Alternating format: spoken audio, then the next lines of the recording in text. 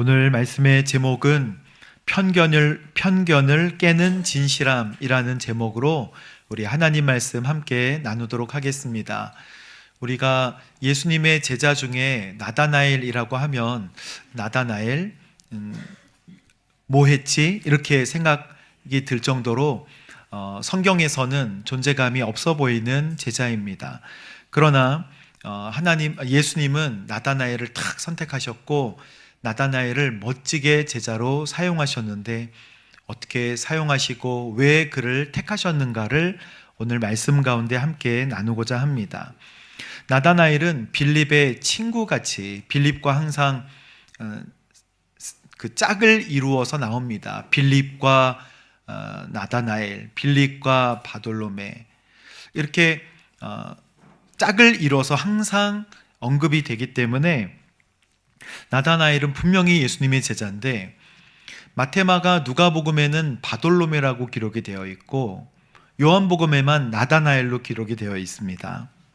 나다나엘은 개인의 이름이고 바돌로메는 가문의 이름이죠. 돌로메의 아들 바돌로메, 바디메오는 디메오의 아들, 그래서 앞에 바가 붙으면 누구의 아들 이런 뜻이죠. 그런데 바돌로메로 기록되어 있는 그 마테마가 누가복음의 이 바돌로메가 요한복음에는 나다나엘로 기록이 되어 있다. 나다나엘 이름의 뜻이 하나님의 선물입니다. 그래서 요한복음은 예수님에 관하여 깊이 설명한 복음서잖아요. 예수님에 관하여 깊이, 예수님이 나다나엘로 부르셨던 거예요. 하나님의 선물아 라고 부르셨습니다. 나다나엘은 빌립이 나사렛 예수님이라고 했을 때 나사렛에서 무슨 선한 것이 나올 수 있겠느냐. 오늘 제목과 같이 그는 편견을 가지고 있었습니다. 아니 무슨 나사렛에서 메시아가 나온다는 것이냐. 그러던 그가 예수님을 딱 만나자마자 하나님의 아들이시군요. 딱 고백합니다. 딱 만나자마자 당신은 참 이스라엘의 왕이시군요. 그래서 예수님은 나다나엘을 왜 선택하셨을까? 예수님이 나다나엘이 다가오는 것을 보시고 그에게 말씀하셨던 것이 두 가지가 있는데 거짓이 없구나 이렇게 말씀하셨어요. 거짓이 없구나. 우리말 성경으로 간사한 것이 없다. 그 마음속에 간사한 것이 없다. 그리고 하나가 참 이스라엘 사람이다. 그래서 예수님은 제자를 선택하실 때 이 두 가지, 마음속에 거짓이 없고 그리고 참 이스라엘 사람이구나 라는 이 두 가지로 그 나다나엘을 부르셨던 것 같아요. 그래서 오늘 말씀을 통해 주님께서 나다나엘을 어떻게 사용하고자 하셨는지, 그가 어떻게 쓰임받았는지를 함께 보려고 합니다. 43절 말씀을 우리 함께 읽어보겠습니다. 시작. 다음날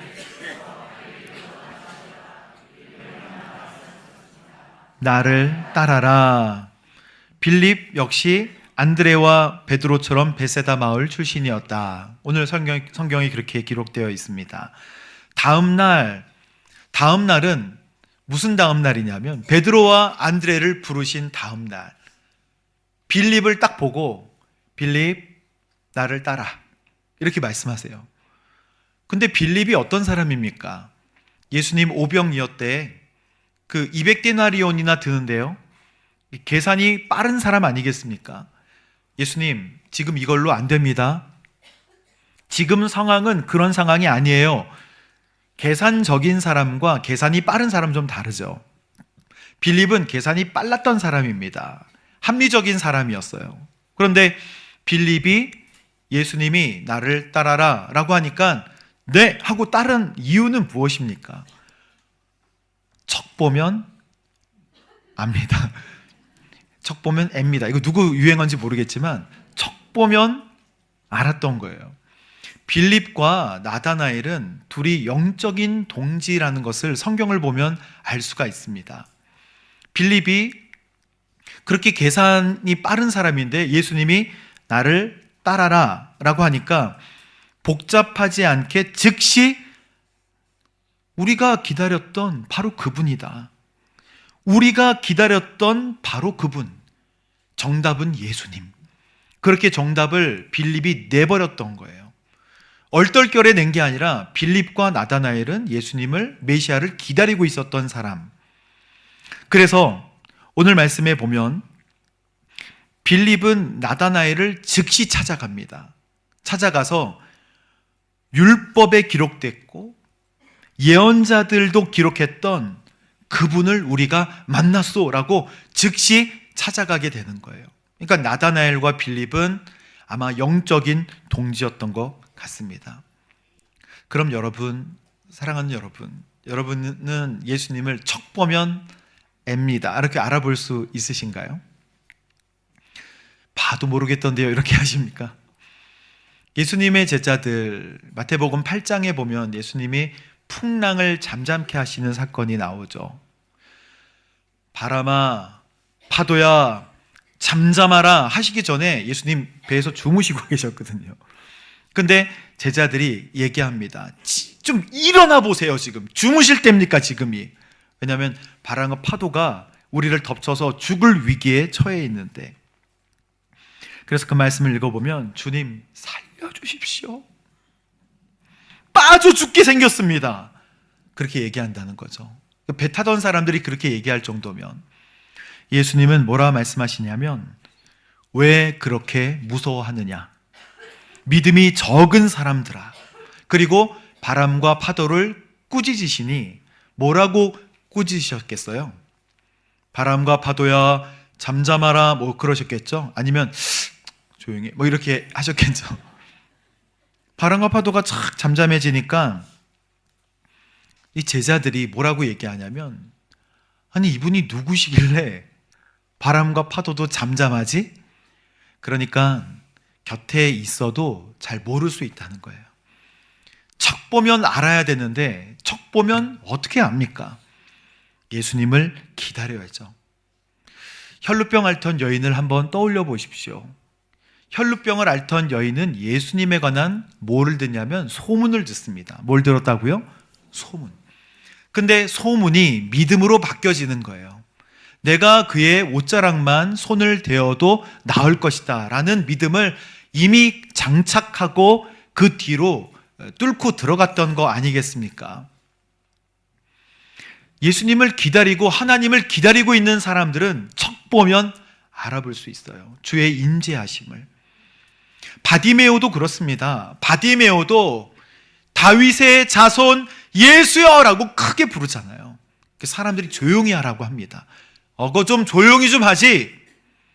근데 확실하니까 그분이 나에게 말씀하시거나 오시면 확실하니까. 그래서 다윗의 자손 예수야 더 큰 소리로 불렀다는 거 아니겠습니까? 예수님이 오셔서 그의 눈을 뜨게 해주십니다. 그 사람들이 예수님을 기다렸던 사람이에요. 여러분 무릎 꿇고 기도하다가 에휴 늘 안 들어주셨으니까 뭐 그러면서 자리를 탁 일어나시죠.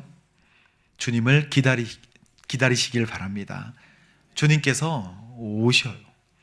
주님을 기다리고 사모하는 여러분에게 찾아와 주실 줄로 믿습니다. 45절 말씀에 보면 함께 읽어볼까요? 시작. 빌립은 나다나엘을 찾아가 말했습니다. 예언자들도 기록됐던 그분을 우리가 만났소. 그분은 빌립은 예수님을 보자마자 누구를 찾아가요? 나다나엘을 찾아갑니다. 그러니까 서로 기다리고 있었다는 것이죠. 인생에서 놀라운 것을 발견했을 때 곧바로 그 영적인 비밀을 나누고 싶은 사람 여러분 혹시 있으십니까? 평소 두 사람이 성경 말씀을 공유하며 메시아를 기다리던 영적 동지, 취미나 사교 이런 취미 생활을 넘어서는 진리를 함께 구하는 깊은 우정. 여러분 혹시 믿음을 나누는 진실한 친구가 우리 평택 온누리교회 안에 있으신가요? 아멘 하시는 분들은 복된 분들이십니다. 제가 보니까 그런 분들이 계시더라고요. 그런 믿음의 비밀 또는 신앙의 감동들을 즉시 연락해서 나누시는 분들이 계시더라고요. 그런 분들은 참 복됩니다. 왜냐하면 신앙생활을 함께 할 수 있으니까. 저는 여러분들이 이제 노력을 하여서 어떤 분에게 이분은 좀 믿을만하다, 이분과는 신앙을 나누고 싶다 하시는 분에게 다가가게 되기를 주님의 이름으로 축복합니다. 그런 분이 있어야 돼요.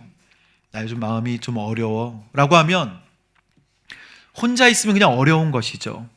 그러나 나 좀 어려워 하면 나의 믿음의 동지가 그래? 눈치를 딱 채고 그럼 내가 기도해 줄게. 얼마나 든든합니까? 나 지금 흔들려. 그래? 딱 봐도 그냥 아는 그런 상황이야? 내가 더 기도할게. 그렇게 해주는 나다네엘과 빌립과 같은 믿음의 동지를 여러분 만드십시오. 한 3달 안에 만드세요.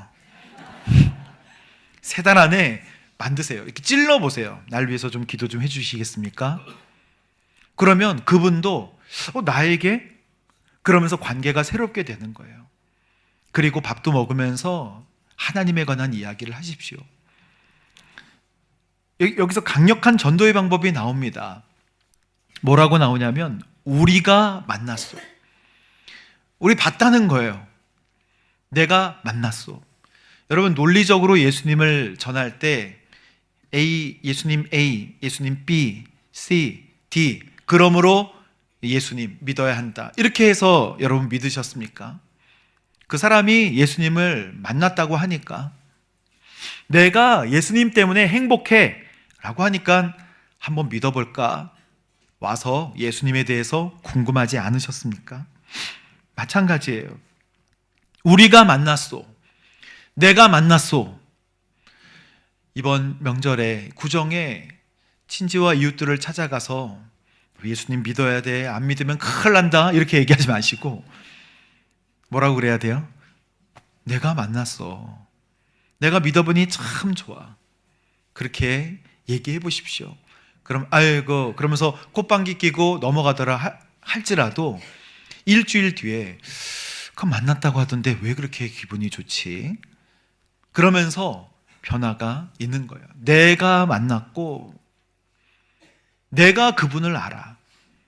그게 전도 방법인 거예요. 우리가 만났소. 그분은 요셉의 아들 나사렛 예수시요. 빌립도 만난 지 얼마 안 됐잖아요. 딱 보고 알고 내가 봤어. 여러분은 오랫동안 만났잖아요. 주님을 전하시게 되기를 바랍니다. 나다나엘이 46절에 보면 이렇게 얘기합니다. 한번 같이 읽어볼까요? 시작. 나다나엘이 물었습니다. 나사렛에서 무슨 선한 것이 나오겠는가? 와서 보시오. 설명하지 않고 와서 한번 보시오. 와서 한번 맛보시오. 맛집 있을 때 맛집을 그 달콤하고 매콤하면서 약간 물컹물컹하고 이렇게 설명합니까? 야, 먹어봐. 가봐. 나랑 같이 가볼까? 와서 보시오. 나다나엘은 그렇게 생각했던 이유가 있었어요. 메시아는 어디서 난다? 유대 땅 베들레헴에서 난다고 예언되어 있기 때문입니다. 미가서 5장 2절에 보면 베들레헴 에브라다야, 함께 읽어볼까요? 너는 유다 족속 중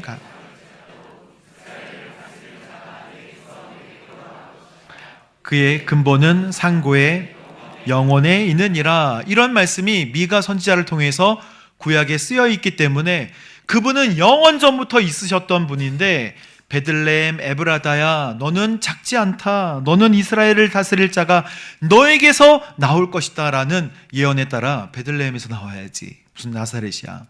나사렛은 또 북쪽에 있잖아요. 갈릴리 쪽에 있어서 이방 지역과 비슷한 지역이야. 거기서 무슨 메시아가 나오겠어 라는 편견을 가지고 있었어요.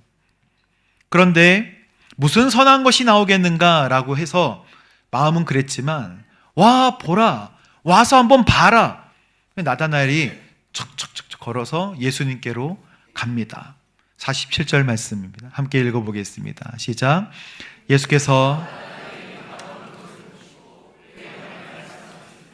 여기 참 이스라엘 사람이 있다. 아멘.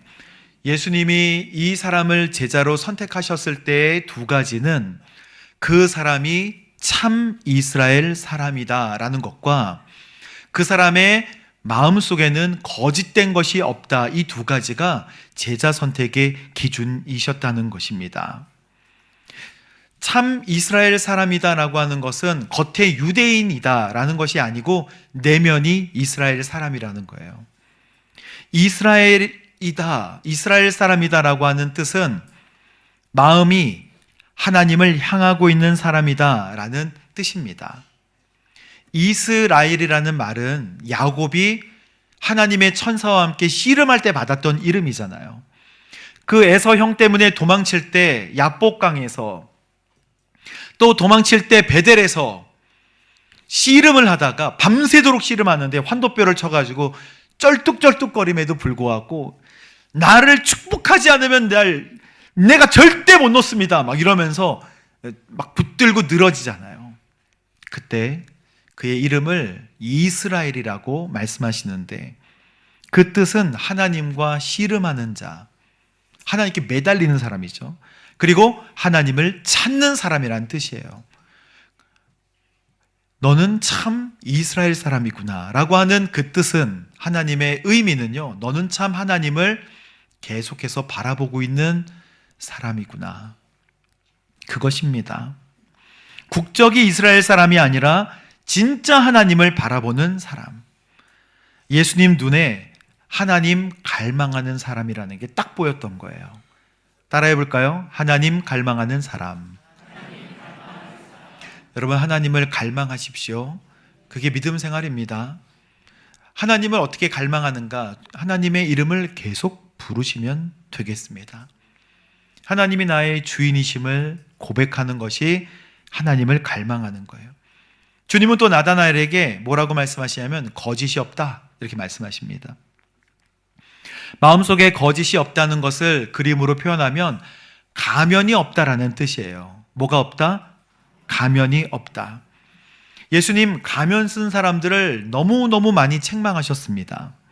마태복음 23장에 율법학자와 바리새파 사람들을 줄줄이 비난하시고 책망하시면서 가면 쓴 사람의 특징에 관하여 말씀하세요. 그들은 말만 하고 행동하지 않아. 말만 한다는 거예요. 그들은 무거운 짐을 사람들에게 지우지만 자기는 손가락 하나 까딱하지 않아. 남들에게 시키기만 한다는 거예요. 그리고 옷술을 길게 누러뜨리고, 옷술 있잖아요. 옷에 이런 데에 구슬이 달려 있어요. 이거 옷술이라고 합니다. 근데 이거 율법이에요. 그런 거를 주렁주렁 길게 달고 다니면서, 그러면서 남들에게 하나님에 관하여 말씀하시지만 본인은 하나님 경외하는 마음이 없는 사람들. 그리고 상석에 앉기를 좋아하고 랍비라고 불리기를 좋아하는 사람. 이 사람 다 가면을 쓴 사람이라고 표현하셨어요. 여러분 어떻습니까? 저도 가면 쓰기가 쉽고, 우리 모든 믿는 사람들은 신앙의 연수가 오래되면 가면 쓰기가 참 쉬워요. 홀리해 보이기 참 좋죠. 거룩해 보이기 좋죠. 정말 골반 기도가 있어야 된다는 거예요. 그래서 예수님께서 마태복음 23장 끝에 하얗게 칠한 무덤이라고 말씀하셨어요. 겉은 번드르르한데 안은, 주님께 뭐라고 말씀하셨냐면 속은 죽은 사람의 뼈와 더러운 것으로 가득 차 있다. 만약 우리 마음속이 그렇다면, 우리가 겉으로만 예배드리고 주님께 올바로 나아가지 못한다면 진리를 찾아 발버둥 치는 모습, 나다나엘과 같은 모습으로 주님 앞에 나가야 되는 거예요. 예수님은 나다나엘의 그 마음이 참 좋으셨던 거예요. 진리를 찾고 싶은 마음, 거짓이 없는 마음. 그러니까 나다나엘을 좀 쉽게 표현하면 사람들이 많이 없어도 혼자 예배할 수 있는 사람. 사람들이 많이 없어도, 사람들이 많이 없을 때 진짜 그리스도인인가? 이건 좀 다른 문제잖아요. 중요한 것은 그가 진리를 찾고 있었다는 거. 그게 바로 제자의 특징입니다. 나다나엘은 이렇게 물어봅니다. 예수님께서 참 이스라엘 사람이다. 너의 마음속에는 거짓이 없다. 이렇게 말씀하시는데 나다나엘이 아니 저 아세요? 그렇게 물어봐요. 그게 바로 48절 말씀입니다. 함께 읽어볼까요? 시작. 나다나엘이 어떻게 저를 아십니까? 예수께서 대답하셨습니다.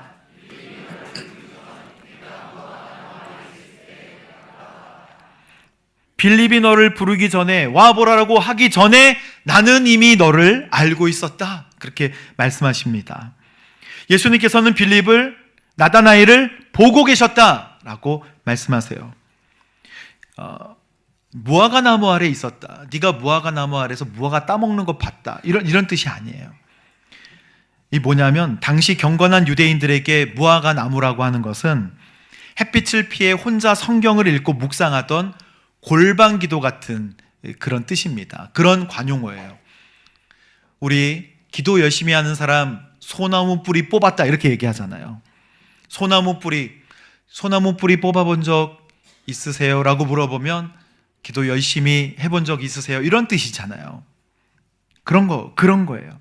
낙타무릎, 어떤 사람의 무릎이 낙타무릎이다 그러면 그 사람 기도 많이 한 사람이다 라는 뜻 아니겠습니까? 예수님이 네가 무화과 나무 아래 있는 거 보았다 라고 하는 뜻은 너가 성경을 상고하면서 기도하면서 골방에 들어가듯 메시아를 기다리고 하나님을 묵상하는 것을 나는 이미 봤다.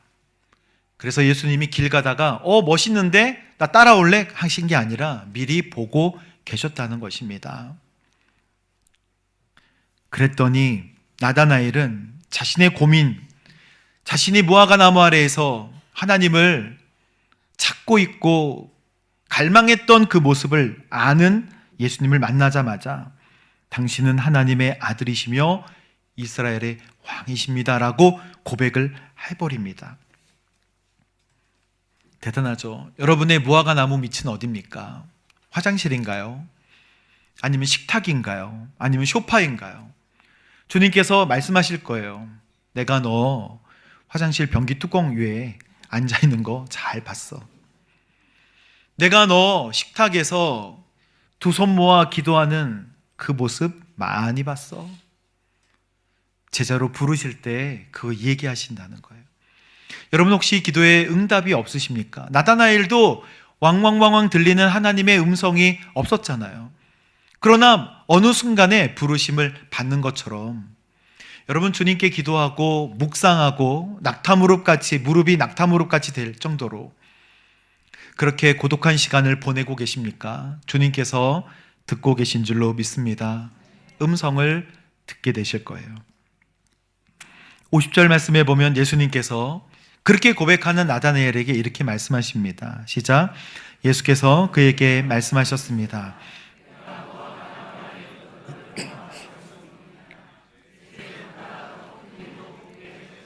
더 큰 일도 보게 될 것이다. 뭘 본다는 뜻일까요? 51절 말씀, 마지막 말씀을 읽어보겠습니다. 시작.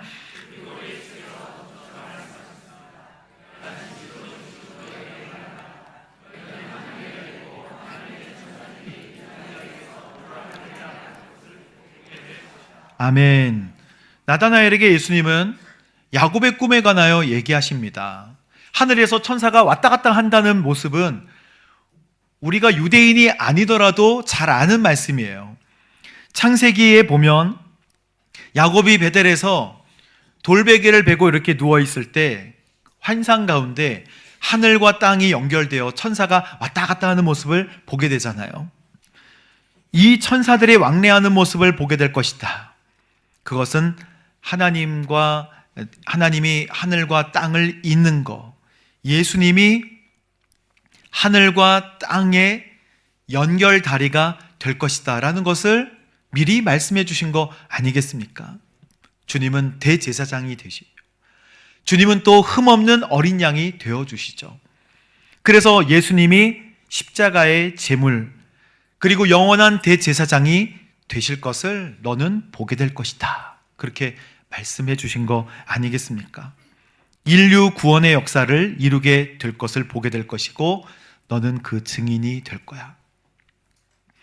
성경 속에서 나다나엘은 감춰져 있는 것처럼 보이지만 결정적일 때 주님 곁에 있었던 것을 보게 돼요. 요한복음 2장에 보면 가나의 혼인잔치에 물이 변하여 포도주 된 사건이 나오잖아요. 예수님이 말씀하시니 뭐가 변하여? 물이 변하여 포도주 됐네. 너무 잘 아는. 근데 나다나엘의 고향이 갈릴리 가나지 않습니까? 그 곁에 있었어요. 나다나엘이 자기 고향에서 포도주 맛 알았겠죠. 근데 예수님이 만드신 포도주 보고 놀라, 세상에 막 이러지 않았겠습니까?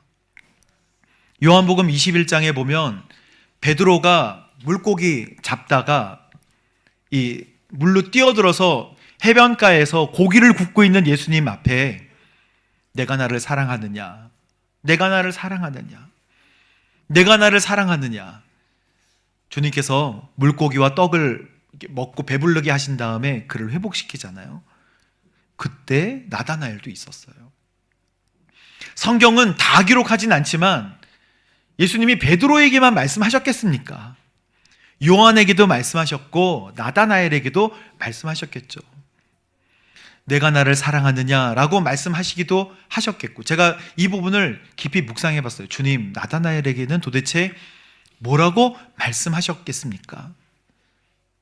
내가 나를 사랑하느냐, 이 말씀도 하셨을 수 있고, 내가 무화과 나무 아래 있었던 너를 지금까지 인도했지, 앞으로 내 증인이 되어다오, 그렇게 말씀하시기도 하셨겠죠.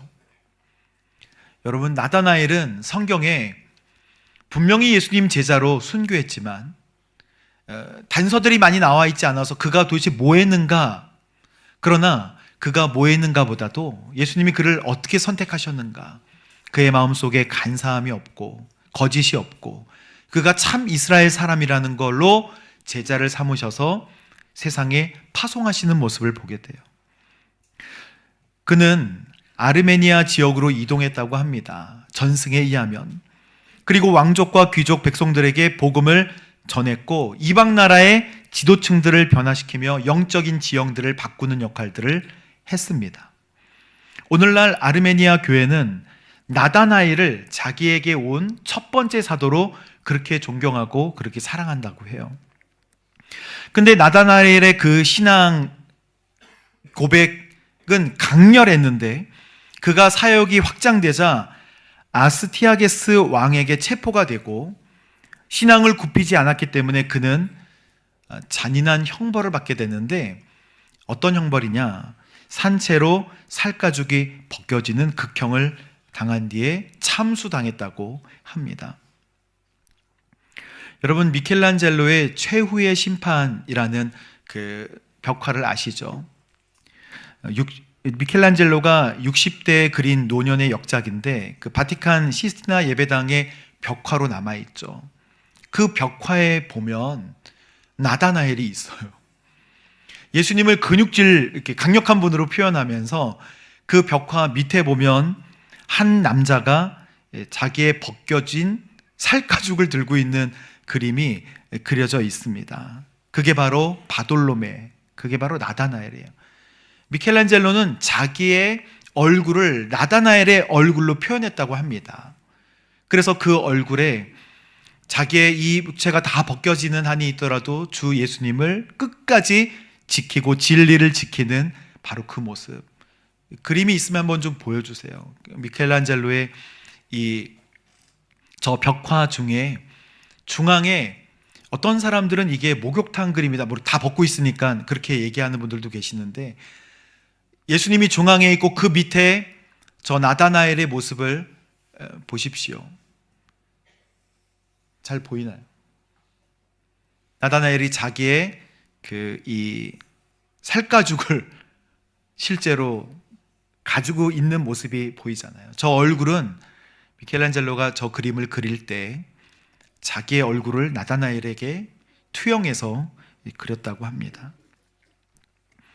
나사렛에서 무슨 선한 것이 날 수 있겠느냐라고 의심했던 이 지성이는 주님을 만난 뒤에 자신의 온몸을 내어주기까지 그 진리를 지키는 간사함이 없는 순결한 순교자로 생을 마감하게 되었습니다.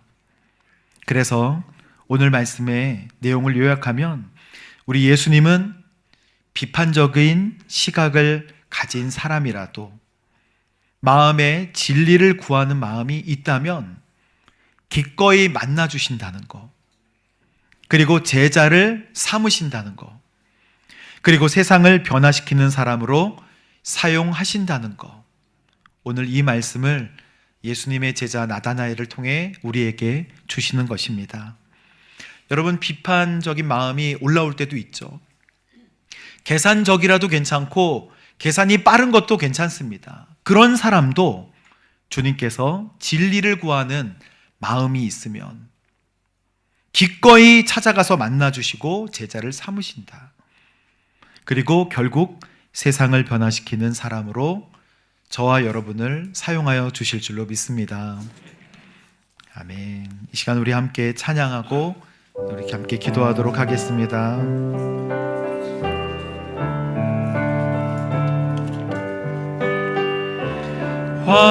환난과 핍박 중에도 성도는 신앙 지켰네.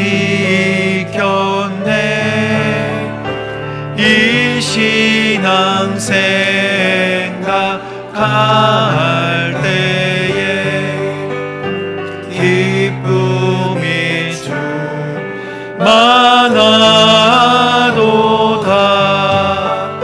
성도의 신앙 따라서 죽도록 충성하겠네. 옥중에 매인 성도나 양심은 자유 얻었네. 우리도 고난 받으며 죽어도 영광 되도다. 성도의 신앙 따라서 죽도록 충성하네. 성도의 신앙, 성도의 신앙 온 바다 원수도 장난하겠네. 인자한 언어 행실로 이 신앙 전하리라.